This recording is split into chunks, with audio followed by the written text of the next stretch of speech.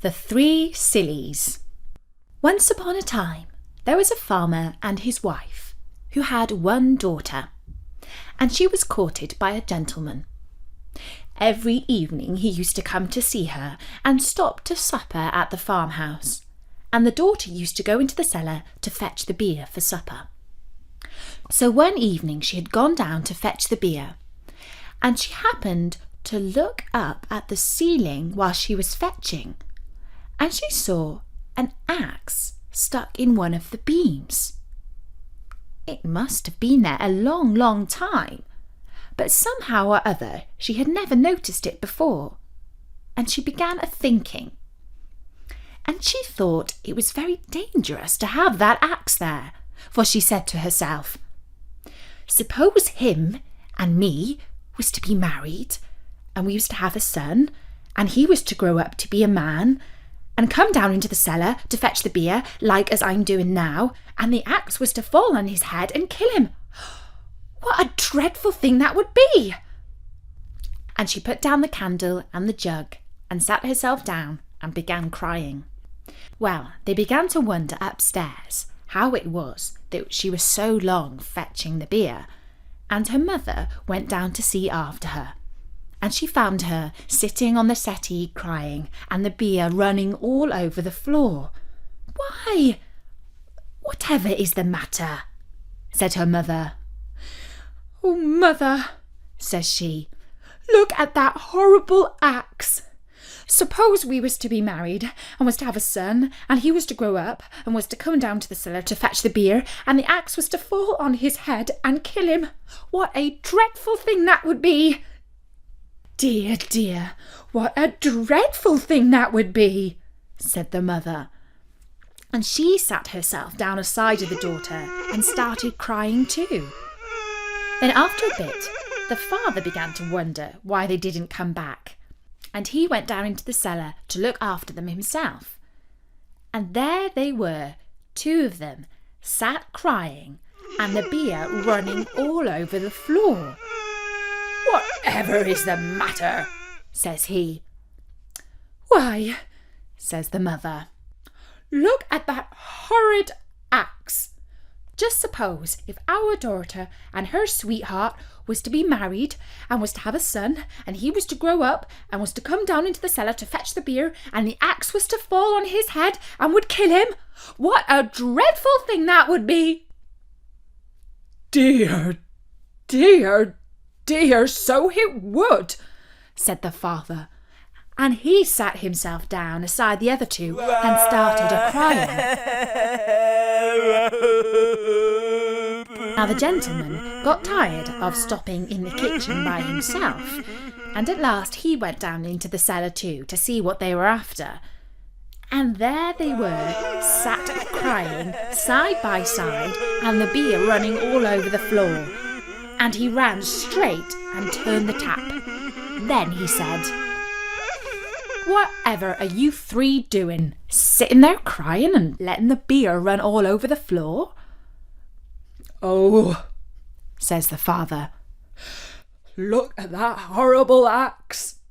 Suppose you and our daughter was to be married and was to have a son, and he was to grow up and was to come down into the cellar to fetch the beer, and the axe was to fall on his head and kill him."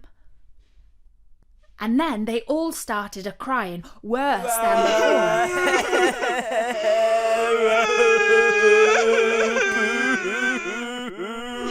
But the gentleman burst out laughing, and he reached up, pulled out the axe, and then he said, "I've travelled many miles, and I've never met 3 such big sillies as you 3 before. And now I shall start out on my travels again. And when I can find 3 bigger sillies than you 3, then I'll come back and marry your daughter." So he wished them goodbye and started off on his travels, and left them all crying because the girl had lost her sweetheart. Well, he set out, and he travelled a long way, and at last he came to a woman's cottage that had some grass growing on the roof.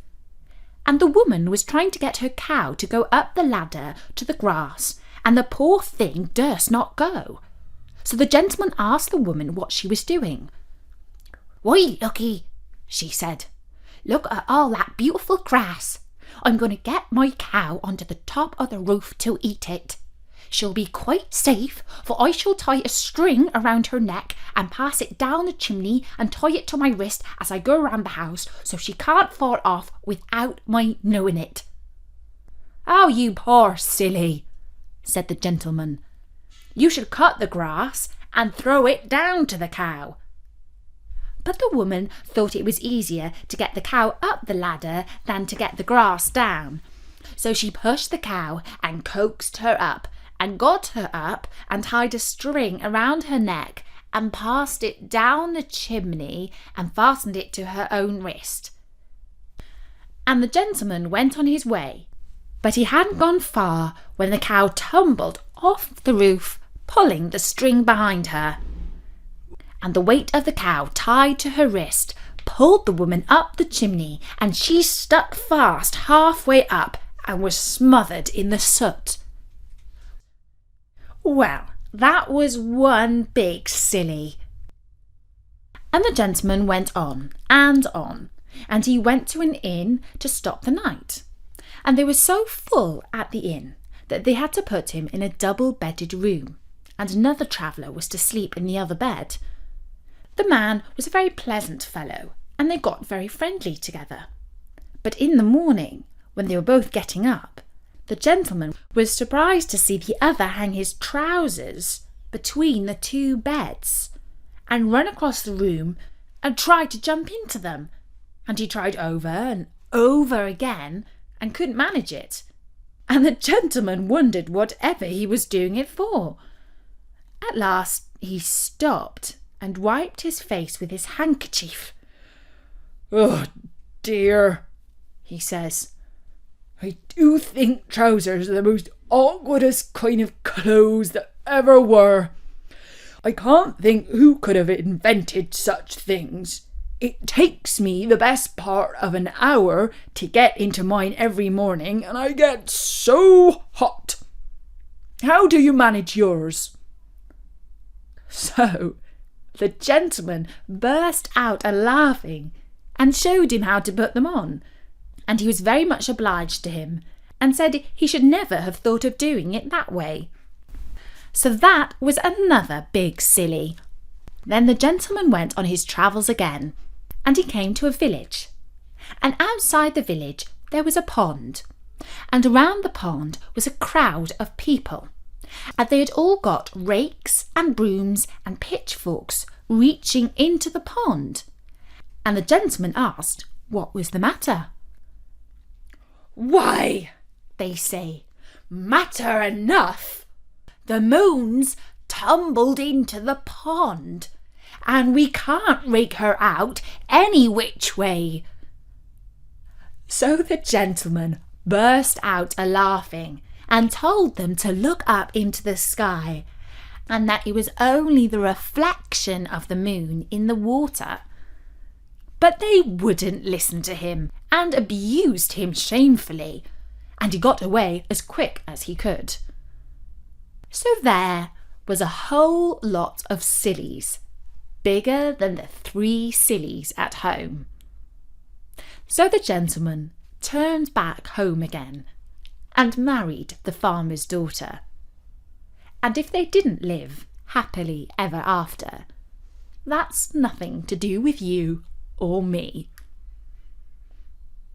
And that was the story of the 3 sillies.